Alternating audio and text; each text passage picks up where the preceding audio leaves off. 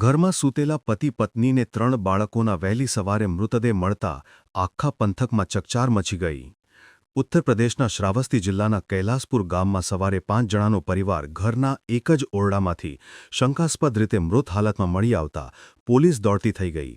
મૃતકોની ઓળખ રોઝ અલીની પત્ની શહેનાઝ, તેમના 3 નાના બાળકો તબસ્સુમ, ગુલનાઝ અને મોઇન તરીકે થઈ છે.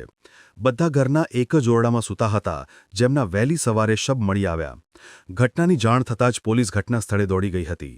જો કે તેમનું મોત કેવી રીતે થયું તે હજુ સુધી સામે નથી આવ્યું. दरवाजा अंदर से बंद था, कोई लटका हुआ था, सब नीचे पड़े हुए थे. जैसे पड़े ऐसे सब लेटे थे. दरवाजा कैसे खोला तुमने? कोई दरवाजा तोड़ा है. પોલીસની તપાસ ટીમ અને ફોરેન્સિક ટીમ ઘટના સ્થળ તેમજ મૃતદેહોની ઊંડી તપાસ ચલાવી રહી છે.